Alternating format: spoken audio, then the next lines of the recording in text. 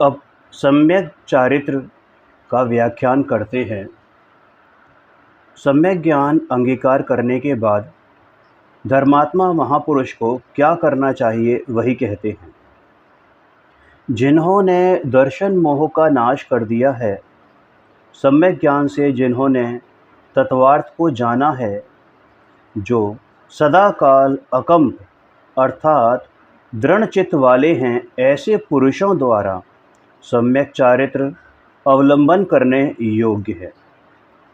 सम्यक चारित्रम आलम्ब्यम यानी कि सम्यक चारित्र अंगीकार करना चाहिए।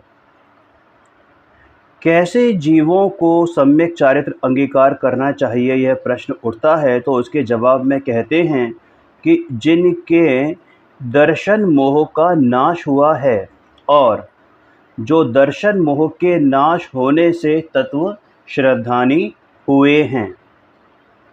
और वे कैसे हैं कि जिन्होंने सम्यक ज्ञान से तत्वार्थ जाना है।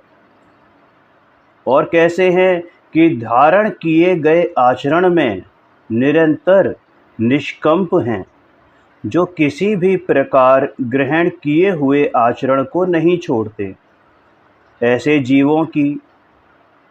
जीवों को सम्यक चारित्र अंगीकार करना चाहिए। पहले सम्यक दर्शन प्राप्त करके सम्यक ज्ञानी हो, तत्पश्चात निश्चल वृत्ति धारण करके सम्यक चारित्र अंगीकार करना चाहिए। अपनी पिछले सेशन में ये चीज़ आई थी कि सम्यक दर्शन कारण है और सम्यक ज्ञान कार्य है। वैसे ही उसी की तारतम्यता सा देखें तो सम्यक दर्शन कारण, तो सम्यक ज्ञान कार्य, और सम्यक ज्ञान और सम्यक चारित्र की अपेक्षा से देखें तो सम्यक ज्ञान कारण और सम्यक चारित्र कार्य है ना। तो इसी तारतम्यता से हमें समझना चाहिए कि सम्यक दर्शन ज्ञान चारित्र इनको अंगीकार करना चाहिए। अब सम्यक ज्ञान के बाद ही सम्यक चारित्र अंगीकार करने का कारण क्या है, सो कहते हैं कि अज्ञान सहित चारित्र यानी कि सम्यक ज्ञान सहित चारित्र सम्यक नाम प्राप्त नहीं करता। इसलिए सम्यक ज्ञान के पश्चात ही चारित्र का आराधन किया गया है। कोई ये कहे कि हम पहले चारित्र धारण कर लें, फिर उसके बाद सम्यक दर्शन और सम्यक ज्ञान प्राप्त कर लेंगे, तो ऐसा संभव नहीं है। संभव क्यों नहीं है? क्योंकि उसके वो सम्यक चारित्र है ही नहीं। इनफैक्ट चारित्र ही नहीं है। जो मिथ्या दृष्टि जीव होते हैं उनके चारित्र होता ही नहीं है। चारित्र मोहिनी अवश्य होता है, लेकिन चारित्र गुण प्रकट नहीं होता। जिसके पूर्व में अज्ञान भाव है, ऐसा चारित्र सम्यक संज्ञा को प्राप्त नहीं होता। यदि प्रथम सम्यक ज्ञान ना हो और पाप क्रिया का त्याग करके चारित्र भार धारण करे, तो उस चारित्र को सम्यक्तता प्राप्त नहीं होती, माने सम्यक नाम नहीं पाता। जैसे बिना जाने औषध का सेवन करे तो मरण ही हो, उसी प्रकार सम्यक ज्ञान रहित चारित्र का सेवन करना मात्र संसार को बढ़ाता है। जैसे कि जीव रहित मृत शरीर में इंद्रियां किस काम की हैं, उसी प्रकार सम्यक ज्ञान शून्य शरीर के वेश या क्रियाकांड के साधन से शुद्धोपयोग की प्राप्ति नहीं होती। कोई नग्न दिगंबर साधु बन जाए, लेकिन सम्यक दर्शन का ग्राही ना हो, सम्यक ज्ञान का ग्राही ना हो, तो उसके सम्यक चारित्र भी प्रकट नहीं होता है, उसको शुद्धोपयोग नहीं होता है। मात्र बाहरी क्रियाकांड में अटक कर रह जाने से शुद्धोपयोग की प्राप्ति नहीं होती है।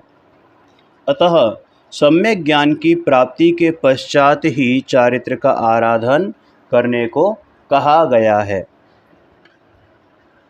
चारित्र का लक्षण।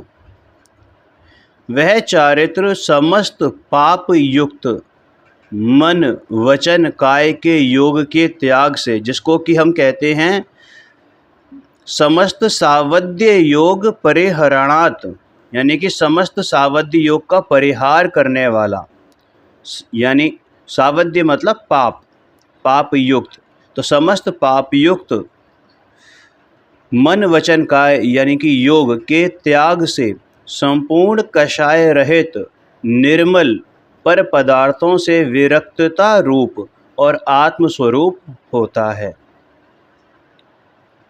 देखो, आश्रवों के 5 भेद कहे हैं, मिथ्यात्व, अवृत्ति, प्रमाद, कषाय और योग। और जो मिथ्या दृष्टि जीव होता है उसकी प्रथम 4 पर तो निगाह नहीं जाती और वो मन वचन काय को हटाने में लग जाता है ना। मन के विषय, वचन के विषय, योग काय के विषय, उनको हटाने में लग जाता है, उनको शुद्ध करने में लग जाता है। अंतरंग विशुद्धि हुई नहीं है, मिथ्यात्व गया नहीं है, अविरति धारण की नहीं है, मतलब अविरति है अभी, ठीक है ना। प्रमादी है, कषाय एक रंच मात्र भी कम नहीं हुई है, और वो योग को हटाने में लग जाता है। तो सबसे पहले तो चारित्र धारण करने के लिए मिथ्यात्व, अवृत्ति, प्रमाद और कषाय, इन सब का अभाव होना चाहिए, उसके बाद ही चारित्र धारण होता है। इसीलिए कहा कि वह चारित्र समस्त पाप युक्त मन वचन काय के योग के त्याग से संपूर्ण कषाय रहित निर्मल पर पदार्थों से विरक्तता रूप और आत्मस्वरूप होता है। समस्त पाप सहित मन वचन काय के योग को त्याग करने से चारित्र होता है। महामुनि पहले सामायिक चारित्र अंगीकार करता है, तब ऐसी प्रतिज्ञा करता है कि मैं सर्व पाप सहित योगों का त्यागी हूँ। कैसा है वह चारित्र? समस्त कषायों से रहित है। समस्त कषायों का अभाव होने पर यथाख्यात चारित्र होता है। और वह कैसा है कि निर्मल है। आत्म सरोवर कषाय रूपी कीचड़ से जो मैला था, अब उन कषाय का अभाव होने पर सहज ही वहाँ निर्मलता प्रकट हो गई है। कैसा है कि पर द्रव्यों से विरक्त स्वरूप है। पर द्रव्यों से, पर पदार्थों से विरक्तता रूप आया था ना, तो यहाँ क्या है कि पर द्रव्यों से विरक्त स्वरूप है। वह चारित्र कैसा है कि आत्मा का स्वरूप है। कषाय रहित जो आत्मा का स्वरूप प्रकट हुआ वह सदा काल रहेगा, इस अपेक्षा से आत्मा का स्वरूप है। नवीन आवरण कभी भी होगा नहीं। सामायिक चारित्र में सकल चारित्र हुआ, परंतु स्वंजुलन कषाय के सद्भाव से मलिनता नहीं गई, इसलिए जब सकल कषाय रहित हुआ तब यथाख्यात नाम पाया। जैसा चारित्र का स्वरूप था वैसा प्रकट हुआ। अब प्रश्न उठ सकता है कि शुभोपयोग भाव है तो वह चारित्र है या नहीं। मतलब जो शुभोपयोग भाव हैं, पूजा, दया, दान, भक्ति के, या फिर देव शास्त्र गुरु के, श्रद्धान के, तत्वार्थ श्रद्धान के, तो ये चारित्र हैं या नहीं। देखो, जो शुभोपयोग विशुद्ध परिणामों से होता है और विशुद्धता मंद कषाय को कहते हैं। विशुद्धता मंद कषाय को कहते हैं, इसलिए कषायों की हीनता के कारण कथंचित चारित्र कहलाता है। फिर प्रश्न है कि देव शास्त्र गुरु शील तप संयम आदि अत्यंत राग रूप प्रवर्तन करते हुए भी उसे मंद कषाय कैसे कह सकते हैं। तो कहते हैं कि विषय कषाय आदि के राग की अपेक्षा तो वह मंद कषाय ही है, क्योंकि उनके राग में, यानी जो विषय कषाय आदि के राग में तो ये क्रोध मान माया लोभ होती हैं, लेकिन देव शास्त्र गुरु शील तप संयम आदि के ग्रहण में, है ना, यानी उनके राग में क्रोध मान माया तो है ही नहीं। अब रहा प्रीति भाव की अपेक्षा लोभ कषाय, किंतु वह भी सांसारिक प्रयोजन युक्त नहीं है, अतः उसकी भी मंदता है। यहाँ भी ज्ञानी जीव राग भाव से प्रेरित होता हुआ अशुभ राग को छोड़कर शुभ राग में प्रवर्तन करता है, किंतु उस शुभ राग को उपादेय रूप श्रद्धान नहीं करता, बल्कि उसे अपने शुद्धोपयोग रूप चारित्र के लिए मलिनता का ही कारण जानता है। अशुभोपयोग में तो कषायों की तीव्रता हुई है, इसलिए वहाँ तो किसी भी प्रकार चारित्र संज्ञा को प्राप्त हो नहीं सकता। देखो, अशुभोपयोग पीछे पढ़ा था हमने कि जो मिथ्या दृष्टि जीव है उसके शुभ अशुभ शुभ और शुद्ध में से मात्र एक अशुभोपयोग ही होता है। मिथ्या दृष्टि देवशास्त्र गुरु की वंदना करे तब भी उसको शुभोपयोग की संज्ञा प्राप्त नहीं है, क्योंकि शुभोपयोग शुद्धोपयोग के साथ वर्तने वाला सहचारी उपयोग है, और चूंकि उसको शुद्धोपयोग अभी है नहीं तो वो अशुभोपयोग ही है। माँ बाप की सेवा, बीवी बच्चों का ध्यान रखना, घर परिवार दुकान की जिम्मेदारी, मंदिर बनवाना तक, ये सब भी शुभोपयोग कार्य में नहीं आता है। शुभोपयोग का वास्तविक धारी तो सम्यक दृष्टि पुरुष ही होता है। ये बात हमने पीछे देखी थी, ठीक है ना। तो इसलिए अशुभोपयोग के धारी को, यानी कषाय की तीव्र जिसकी कषाय की तीव्रता है, वह किसी भी प्रकार से चारित्र का धारक नहीं हो सकता। अब चारित्र के भेद करके समझाते हैं। तो क्या कहते हैं कि हिंसा से, असत्य भाषण से, चोरी से, कुशील से, परिग्रह से, सर्वदेश और एक देश त्याग से वह चारित्र दो प्रकार का है। यानी कि एक है सर्वदेश और एक है एक देश। चारित्रम द्विविधम जायते, यानी चारित्र दो प्रकार से उत्पन्न होता है। हिंसा, झूठ, चोरी, कुशील और परिग्रह के सर्वदेश तथा एक देश त्याग से चारित्र के दो भेद हैं। इन दोनों प्रकार के चारित्र को आचार्य अमृत चंद्र स्वामी बताते हैं, और इन दोनों के चारित्रों के स्वामी को क्या बताते हैं कि जो सर्वथा यानी कि सर्वदेश त्याग में लीन वह मुनि शुद्धोपयोग रूप स्वरूप में आचरण करने वाला होता है। देखो, सर्वथा और सर्वदेश यहाँ पर छठे सातवें गुणस्थान पर्यंत, मतलब पर्यंत नहीं, वहाँ से लेकर, ठीक है ना, उनकी बात है। और उससे पहले पाँचवें गुणस्थानवर्ती श्रावक की जो बात है, जो कि एक देश चारित्र के धारी होते हैं, यानी कि अणुव्रत के धारक और महाव्रत के धारक, इस तरह से इनमें भेद किए गए हैं। जिनके अंतरंग में तो तीन कषाय रहित शुद्धि का बल है, पांच पाप के सर्वथा यानी सर्वदेश त्याग में जो जीव लगा है वह मुनि है। वह मुनि शुद्धोपयोग रूप शुद्धात्म स्वरूप ही है। अरे, मुनि तो शुद्धोपयोग स्वरूप ही होता है। जो शुभोपयोग रूप भाव हैं वह भी इस मुनि की पदवी में कालिमा समान है। जैसे चंद्रमा में ये चंद्रमा में जो कलंक होता है, वैसे हैं ये। जो पांच पाप के कथनचित एक देश त्याग में लगा हुआ जीव है वह श्रावक है। सकल चारित्र का स्वामी तो मुनि है और देश चारित्र का स्वामी श्रावक है। अब कहते हैं कि ये जो पांच पाप है ना, हिंसा, झूठ, चोरी, कुशील, परिग्रह, ये बेसिकली एक ही रूप है, हिंसा का ही रूप है। इसको सिर्फ मिलेच्छ की भाषा में मिलेच्छों को समझाने के लिए ऐसे भेद करके समझाया गया है कि कहीं कोई अन्यथा ग्रहण ना कर ले कि हिंसा को मात्र मारने तक ही सीमित रख ले और बाकी के पांच पाप छोड़ दे। ऐसा नहीं है, ये सब हिंसा ही है। बेसिकली आगे आएगा कि हिंसा तो अपने स्वरूप से च्युत होने का नाम हिंसा है, और जो जीव अपने से च्युत हैं वो सदा, मतलब वो प्रति समय हिंसक ही हैं, हिंसा ही धारण कर रहे हैं। और हिंसा में ये हिंसा, झूठ, चोरी, कुशील, परिग्रह, ऐसे पांच भेद शामिल हैं। उदाहरण के लिए समझाने के लिए ऐसे पांच भेद यहाँ पर कहे गए हैं। अब प्रश्न उठता है कि जब हिंसा ही है तो फिर इनके भेद क्यों कहे गए? तो अभी बताया ना कि शिष्य को समझाने के लिए, मिलेच्छ को मिलेच्छ की भाषा में व्यवहार से समझाने के लिए ऐसे भेद कहे गए हैं।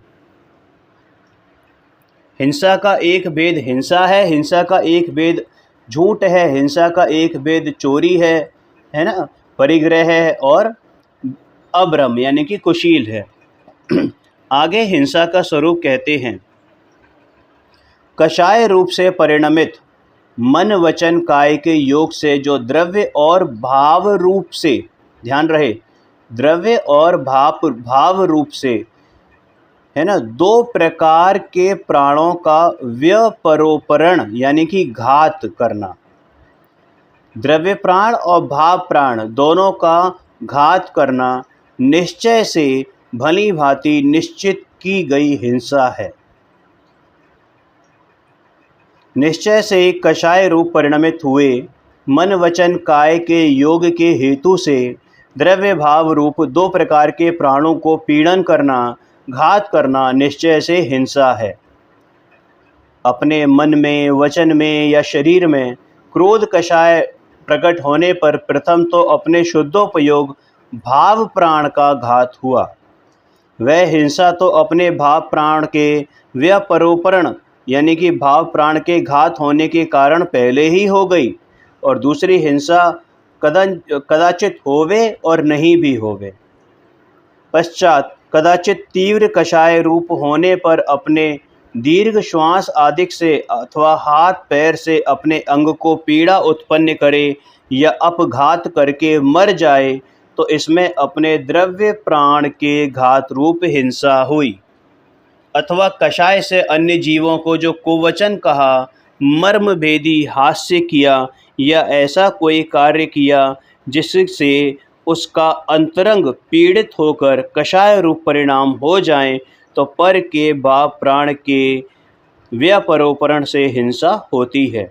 जहाँ कषाय के वशीभूत होकर प्रमादी हुआ, अन्य जीव के शरीर को पीड़ा पहुँचाई अथवा प्राणनाश किया, वहाँ पर के द्रव्य प्राण के घात से हिंसा हुई। इस प्रकार हिंसा का स्वरूप कहा गया है। तो बेसिकली हमने ये देखा कि द्रव्य प्राण और भाव प्राण दो प्रकार की हिंसा है, और इसमें भी एक स्वघात है और एक परघात है।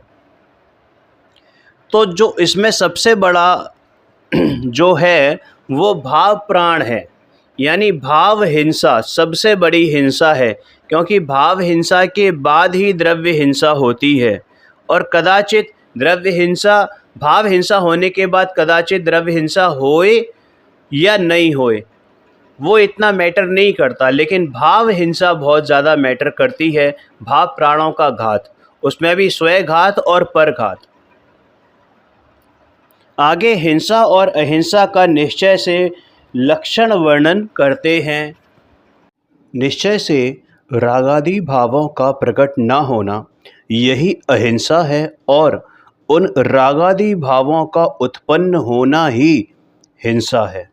ऐसा जिन आगम का सार है, जैन सिद्धांत का सार है। अब यहाँ जो रागादि भाव हैं, मतलब मोह राग द्वेष आदि जो विकारी भाव हैं, 4 कषाय 5 पाप जो अपने अंतरंग में होते हैं, वैसे जो भाव हैं, जैसे उत्पन्न होना यानी अपने स्वरूप से च्युत होना, जब भी जीव अपने स्वरूप को भूला हुआ है तब तब उसको भाव हिंसा वरत रही है। इनफैक्ट हिंसा ही वरत रही है, और जब अपने स्वरूप में है तो उसी समय वो अहिंसक है। निश्चय से रागादि भावों की उत्पत्ति न होना ही अहिंसा है। अपने शुद्धोपयोग रूप प्राणों का घात रागादि भावों से होता है, इसलिए रागादि भावों का अभाव होना ही अहिंसा है। यहाँ जो राग आदि में आदि शब्द है, इससे आप द्वेष, मोह, काम, क्रोध, मान, माया, लोभ, हास्य, रति, अरति, शोक, भय, जुगुप्सा, स्त्रीवेद, पुरुषवेद, नपुंसकवेद, प्रमाद आदि समस्त विभाव भाव जान लेना।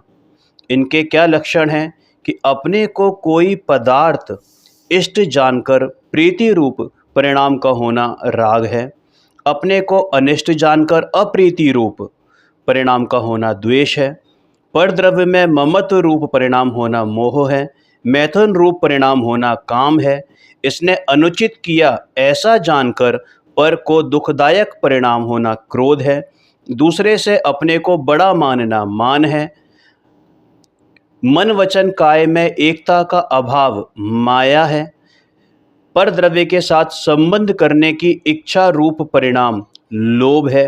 भली बुरी चेष्टा देखकर विकसित रूप परिणाम हास्य है। अपने को दुखदायक जानकर डर रूप परिणाम भय है।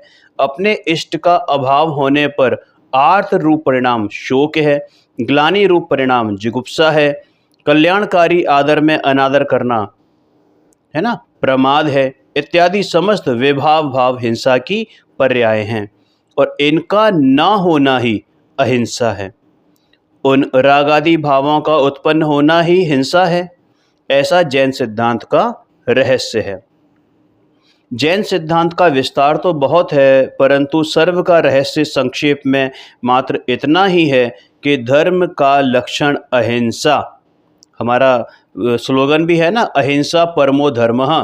तो अहिंसा का मतलब वहाँ पर जो अन्य मती हैं या जो इसका अर्थ नहीं जानते, वो सिर्फ इतना समझ लेते हैं कि परजीवों का घात ना करना वही अहिंसा है, या परजीवों की रक्षा करना वही अहिंसा है। लेकिन ये तो अन्य मत भी करते हैं, अन्य लोग भी ऐसा करते हैं। कौन जानबूझकर दूसरे को मारता है ना। लेकिन हमारी जो अहिंसा है वो अन्य मतियों से बहुत अंतर है, बहुत बड़ी है। हमारे यहाँ अहिंसा मात्र परजीवों का घात नहीं, बल्कि भाव प्राण और मतलब भाव प्राण की हिंसा है। अपना जो स्वघात है, यानी जो अपना शुद्धोपयोग रूप राग द्वेष की उत्पत्ति होना, उसको हिंसा बोला गया है। और राग द्वेष की उत्पत्ति ना होना वही अहिंसा है, सच्ची अहिंसा है ना। तो क्या कहा कि धर्म का लक्षण अहिंसा, यानी राग आदि भावों का अभाव होना वही अहिंसा। इसलिए जैसे बन सके वैसे तथा जितना बन सके उतना स्वयं सन्मुखता द्वारा राग आदि भावों का नाश करना चाहिए। वहीं अन्य ग्रंथों में क्या कहा है कि रागादीणामुणुप्पा अहिंसा गत्तदि देसिदम समये ते सिंचे दुप्पत्तो हिंसेति जिणेहि ऋष्ठम। प्रश्न है कि हिंसा का लक्षण पर जीव के प्राणों को पीड़ा पहुंचाना क्यों नहीं कहा। वही मैंने अभी बताया कि हिंसा का जो लक्षण है वो अन्य लोगों के हिसाब से क्या लगता है कि हमने परजीवों का घात किया तो वो हिंसा है। भाई, इस लक्षण में अतिव्याप्ति और अव्याप्ति दोनों दोष लगते हैं, है ना। तो पहले अतिव्याप्ति दोष बताते हैं कि और योग्य आचरण वाले संत पुरुष के रागादि भावों के बिना, क्योंकि संत पुरुष मतलब मुनिराजों की बात है, तो जिनका तो अंतर बाहर दोनों प्रकार से हिंसा का त्याग होता है और सर्व प्रकार की हिंसा का त्याग होता है ना। तो रागादि भावों के बिना केवल प्राण पीड़न से हिंसा कभी भी नहीं होती। निश्चय से जिनका आचरण योग्य प्रयत्न पूर्वक है, ऐसे संत पुरुष को रागादि भावों के प्रवेश बिना केवल परजीव के प्राण पीड़न करने मात्र से कदाचित हिंसा नहीं होती।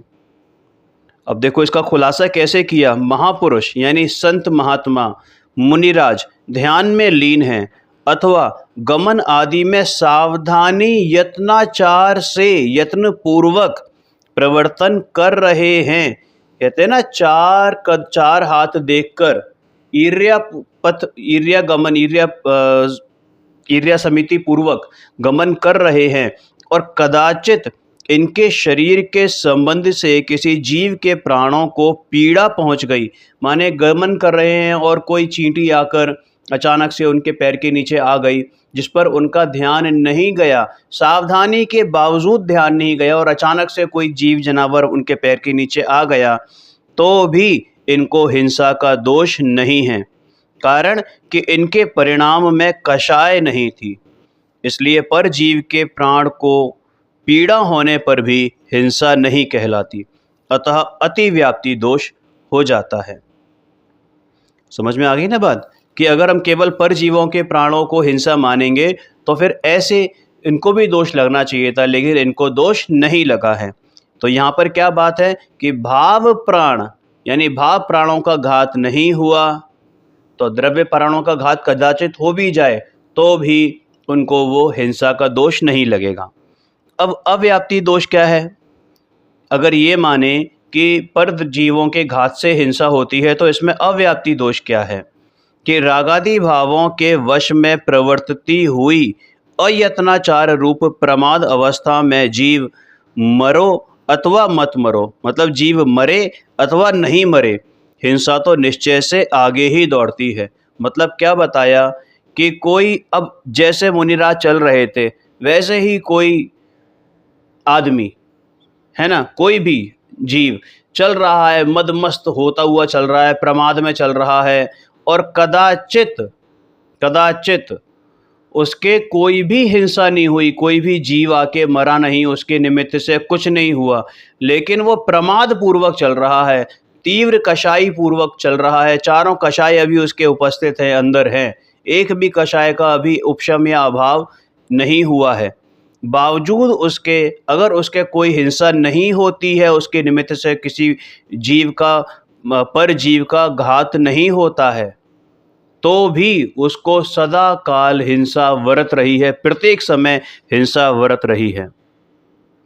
समझ में आया? यानी कि अगर हम ये वाला कंसेप्ट ले कि पर जीवों के घात से ही हिंसा माने, तो फिर उसको हिंसा नहीं होनी चाहिए थी, लेकिन उसको हिंसा का दोषी है। यहाँ पर बात लौकिक कानून की नहीं है, यहाँ जैन कानून की, जैन सिद्धांत की बात है, वस्तु स्वरूप की बात है। इस अपेक्षा से हम कहेंगे कि भैया उसको तो हिंसा वरत ही रही है।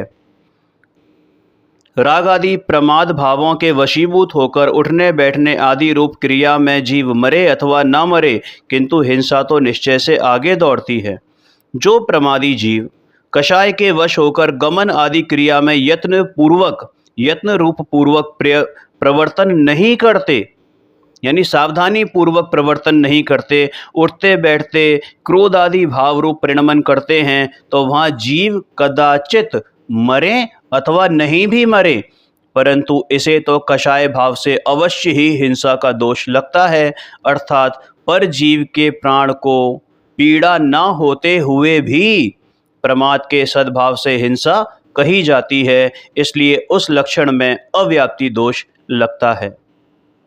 अब प्रश्न उठ सकता है कि हिंसा का अर्थ तो घात करना है, पर जीव के प्राण का घात किए बिना हिंसा कैसे कही जाती है? तो उसका उत्तर 47 नंबर श्लोक में क्या कहा कि कारण कि जीव कषाय भाव युक्त होने से प्रथम अपने से ही, क्या लिखा? प्रथम अपने से ही अपने को घात करता है। जो कषाय है ना, वो दूसरों का तो बाद में घात करती है, सबसे पहले तो अपना घात करती है। ये तो लोक में भी प्रसिद्ध है ना कि क्रोध सबसे पहले खुद को जलाता है। अब यहाँ पर बात सिर्फ क्रोध की नहीं है, क्रोध जो लोक में फेमस है, जो शब्द क्रोध का जो अर्थ फेमस है, वो तो बहुत स्थूल अर्थ है। अरे हमारे यहाँ तो राग भी क्रोध में काउंट होता है ना, राग द्वेष मोह भी क्रोध में काउंट होता है। एक बाप का अपनी बच्ची के प्रति प्रेम, वो भी क्रोध में ही काउंट होता है।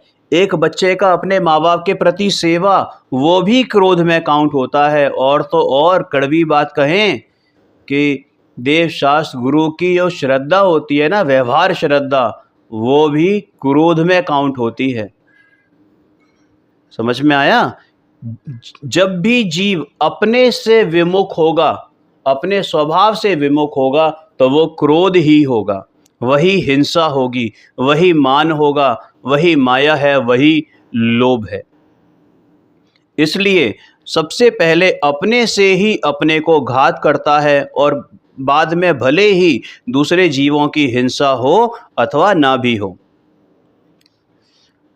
कषाय भाव युक्त हुआ आत्मा पहले अपने द्वारा ही अपना घात करता है, उसके पश्चात अन्य प्राणी जीवों का घात हो अथवा ना हो।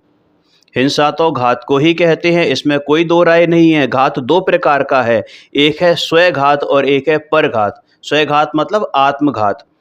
जब इस आत्मा ने कषाय भावों से परिणमन करके अपना बुरा किया, तब आत्मघात तो पहले ही हो गया। असली सुसाइड तो वो है।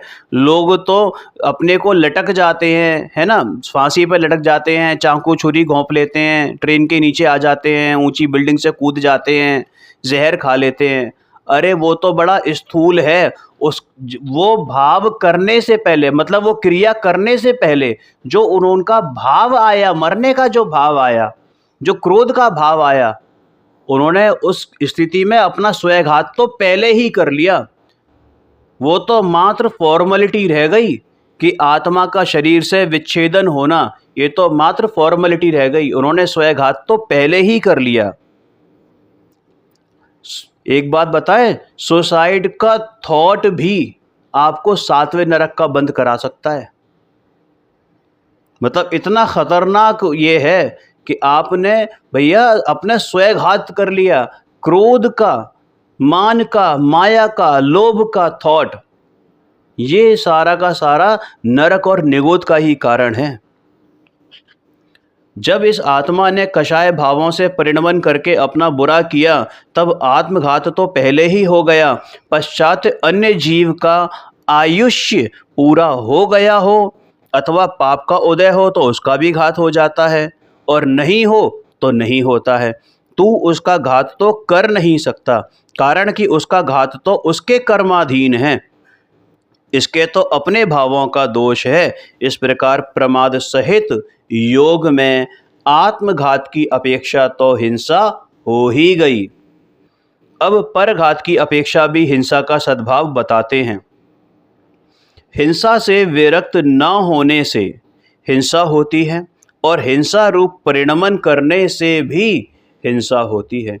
इसलिए प्रमाद के योग में निरंतर प्राणघात का सद्भाव है। मतलब समझे, मतलब ये कि मिथ्या दृष्टि जीव प्रति समय हिंसा कर रहा है, प्रति समय। चाहे वो देवशास्त्र गुरु का स्वाध्याय ही क्यों ना कर रहा हो, चाहे वो अंदर ध्यान में लीन ही क्यों ना हो, अगर उसको सम्यक दर्शन नहीं है तो वो हिंसा ही कर रहा है। जो 9वीं ग्रह व्यक्त हुए गए मुनिराज है ना, द्रव्यलिंगी मुनिराज, 11 अंग 9 पूर्व के पाठी, वो अपनी ध्यान मुद्रा में भी हिंसा ही कर रहे हैं। समझ में आई बात? क्योंकि प्रमाद है। हिंसा के त्याग भाव का अभाव, हिंसा के त्याग भाव का अभाव हिंसा है, और हिंसा रूप परिणमन करने से भी हिंसा होती है। दोनों बात आ गई। वो अहिंसा धर्म के धारक नहीं है, अहिंसा धर्म के धारक नहीं है वो मुनिराज। और हम जैसे छद्मस्त, उनकी तो बात ही छोड़ दो, हम जैसे गृहस्थों की तो बात ही छोड़ दो। अरे वो मुनिराज भी अहिंसा धर्म के धारक नहीं है। पर जीव के घात रूप हिंसा 2 प्रकार की है, एक अविमरण रूप और एक परिणमन रूप।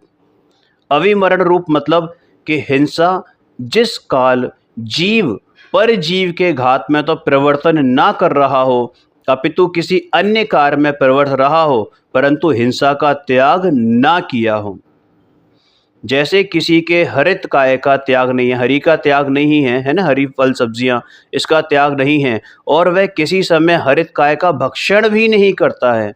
ऐसा होता है ना, कई लोग कहते हैं कि हम सब, एक बहुत स्थूल सी बात बता रहा हूँ, कि हम सब जो है शराब तो नहीं पीते लेकिन नियम नहीं है, हम सब आलू तो नहीं खाते लेकिन नियम नहीं है।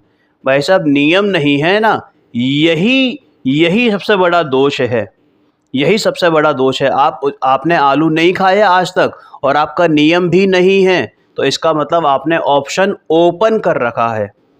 आपने भाव हिंसा कर रहे हो, आप अभक्ष्य भक्षण कर रहे हो नित्य प्रति समय। तो वही यहाँ कहा है कि हरित काय का भक्षण भी नहीं करता है, वैसे ही किसी के हिंसा का त्याग तो नहीं है, और वह किसी समय हिंसा में प्रवर्तन भी नहीं करता, परंतु अंतरंग में हिंसा करने के अस्तित्व भाव का नाश नहीं किया है। इसी को अविरमण रूप हिंसा कहते हैं। किसी ने शराब का त्याग नहीं किया लेकिन शराब भी नहीं पीता है, भाव भी नहीं आता हो, लेकिन उसने नियम नहीं लिया हुआ है, त्याग नहीं किया हुआ है, इसका मतलब वो शराब पी ही रहा है, उसको दोष लगेगा भले ही वो ना पीता हो। इसी का नाम अविरमण रूप है। एक परिणमन रूप होती है कि जिस समय जीव परजीव के घात में मन से, वचन से अथवा काय से प्रवर्तन करे, उसे परिणमन रूप हिंसा कहते हैं। यह दो भेद हिंसा के कहे हैं। इन दोनों भेदों में प्रमाद सहित योग का अस्तित्व है। इसलिए प्रमाद सहित योग में सदा काल पर जीव की अपेक्षा भी प्राणघात का सद्भाव आया है। देखो, प्रमाद मतलब हिंसा। ये जो है ना आश्रम के भेद, मिथ्यात्व, अवरति, प्रमाद, कषाय और योग, तो ये प्रमाद मतलब हिंसा ही है। जो प्रमादी जीव है वो सदा काल हिंसा कर रहा है। इसका अभाव तभी हो सकता है जब यह जीव पर हिंसा का त्याग करके प्रमाद रूप न परिणमे। ये जो परिणमन रूप हिंसा की बात कही है, जब तक प्रमाद पाया जाता है तब तक हिंसा का अभाव तो किसी प्रकार भी नहीं हो सकता। अब प्रश्न हो सकता है, बल्कि उठा ही है, कि जो प्रमाद रूप अपने परिणामों से ही हिंसा उत्पन्न होती है, तो बाह्य परिग्रह आदि का त्याग फिर किस लिए कराया जाता है? तो उसके उत्तर में श्लोक नंबर 49 कहा है कि निश्चय से आत्मा के पर वस्तु के कारण से जो उत्पन्न हो, निश्चय से आत्मा के पर वस्तु के कारण से जो उत्पन्न हो, ऐसी सूक्ष्म हिंसा भी नहीं होती, ऐसी सूक्ष्म हिंसा भी नहीं होती। तो भी परिणामों की निर्मलता के लिए हिंसा के स्थान रूप परिग्रह आदि का त्याग करना उचित है। निश्चय से आत्मा के परवस्तु के कारण से उत्पन्न हो ऐसी रंच मात्र भी हिंसा नहीं होती। माने कि किसी परवस्तु के कारण से ये जीव हिंसा कभी कर ही नहीं सकता, है ना। परिणामों की अशुद्धता के बिना पर वस्तु के निमित्त से अंश मात्र भी हिंसा का दोष नहीं लगता। यद्यपि निश्चय से तो ऐसे ही है, तथापि परिणामों की निर्मलता के लिए हिंसा के स्थान रूप परिग्रह आदि का त्याग अवश्य करना चाहिए। यानी जो परिणाम होता है वह किसी वस्तु का अवलंबन पाकर ही होता है। जो सुभट की माता के सुभट पुत्र विद्यमान हो तब ऐसे परिणाम होते हैं कि मैं सुभट को मारूं, परंतु जो बांझ है जिसके पुत्र नहीं है उसको कैसे ऐसे परिणाम हो सकते हैं कि मैं बंध्या के पुत्र को मारूं। इसलिए यदि बाह्य परिग्रह आदि का निमित्त हो तब तो उसका अवलंबन पाकर कषाय रूप परिणाम होते हैं, परंतु यदि परिग्रह आदि का त्याग कर दिया हो तो निमित्त बिना, अवलंबन बिना किस तरह परिणाम उत्पन्न होंगे। अतः अपने परिणामों की शुद्धता के लिए बाह्य कारण रूप परिग्रह आदि का त्याग भी करना चाहिए। देखो, यहाँ पर है ना, हमें सबसे पहले निमित्त नैमित्तिक संबंध का ज्ञान होना अति आवश्यक है। जो बाह्य परिग्रह आदि का त्याग कराया जाता है उसमें आपको पांचों समवाय यानी और निमित्त नैमित्तिक संबंध समझना चाहिए। ये जो उदाहरण दिया है कि जो आपके पास वस्तु है आपको वैसे ही ख्याल आएंगे, है ना, या जो आप चाहते हो उससे ऊपर चाहते हो, उससे नीचे चाहते हो, वैसे ही ख्यालात आते हैं। इसलिए ये बात यहाँ पर कही गई है कि आपको बाह्य परिग्रह, जो 10 प्रकार के बाह्य परिग्रह हैं, उनका त्याग क्यों कराया जाता है, इसीलिए कराया जाता है। अब आगे जो है एक पक्ष वाले का निषेध करते हैं कि जो जीव यथार्थ निश्चय स्वरूप को ना जानकर उसे ही निश्चय श्रद्धा से अंगीकार करता है, वह मूर्ख बाह्य क्रिया में आलसी है और बाह्य क्रिया रूप आचरण का नाश करता है। ये बड़ी सूक्ष्म बात है। देखो, जो जीव यथार्थ निश्चय स्वरूप को तो नहीं जानता, मतलब निश्चय का यथार्थ स्वरूप तो जानता नहीं है, और केवल निश्चय का श्रद्धान, वो भी कैसे कि मतलब कि ठीक है हम निश्चय का स्वरूप तो जानते नहीं है, लेकिन निश्चय के श्रद्धान से अंतरंग को ही हिंसा जानकर जो है अंगीकार करता है, वो अज्ञानी दया के आचरण को नष्ट करता है। माने ये समझ लिया कि अरे हमारे तो चलने फिरने से कोई हिंसा होती नहीं है, हमारे नियम लेने से तो कोई हिंसा होती नहीं, क्योंकि हम तो परजीव का कभी घात कर ही नहीं सकते। अभी ऊपर ये बात आई थी ना कि कोई भी पर वस्तु किसी दूसरे का घात नहीं कर सकती, कोई भी जीव दूसरे जीव का घात नहीं कर सकता।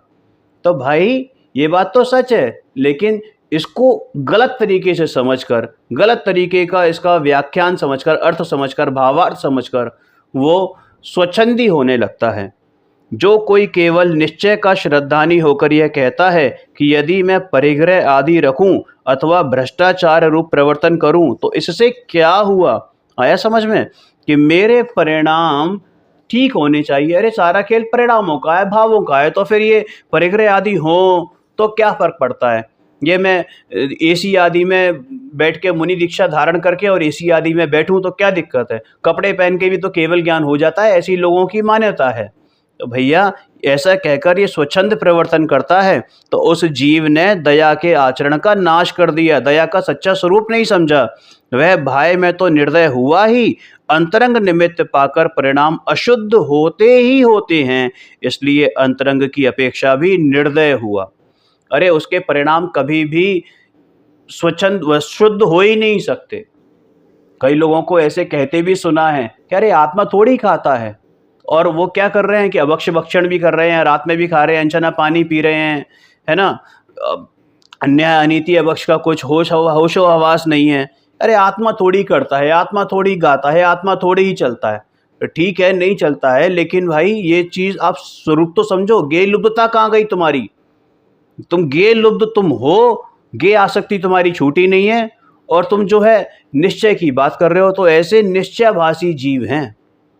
कैसा है वह जीव, बाह्य द्रव्य रूप अन्य जीवों की दया में आलसी है, प्रमादी है, अथवा इसी सूत्र का अन्य प्रकार से भी अर्थ करते हैं, जो जीव निश्चय के स्वरूप को ना जानकर व्यवहार रूप बाह्य परिग्रह आदि के त्याग को ही निश्चय से मोक्ष मार्ग जानकर अंगीकार करता है, वह जीव शुद्धोपयोग रूप आत्मा की दया का नाश करता है। अब यहाँ पर इसका दूसरा केस है कि जिसने निश्चय का स्वरूप जाना नहीं। अभी क्या था कि जिसने निश्चय का स्वरूप जाना नहीं और उसने बाह्य क्रिया का त्याग नहीं किया और अपने आप को मानने लगा कि अरे आत्मा थोड़ी कुछ करता है। और अब ये क्या बात आ रही है कि उसने बाह्य क्रिया का त्याग कर दिया लेकिन फिर निश्चय का स्वरूप जाना नहीं, तो भी उसको क्या है, क्योंकि उसने शुद्धोपयोग रूप आत्मा की दया का नाश कर दिया है। उसने भारी आचरण तो पाल लिया लेकिन अंतरंग विशुद्धि अभी हुई नहीं है। तो जो जीव निश्चय नय के स्वरूप को तो जानता नहीं है और केवल व्यवहार मात्र बाह्य परिग्रह का त्याग करता है, उपवास आदि को अंगीकार करता है, इस प्रमाण बाह्य वस्तु में हे उपादेय बुद्धि से प्रवर्तन करता है, वह जीव अपने स्वरूप अनुभव रूप शुद्धोपयोगमय अहिंसा धर्म का नाश करता है।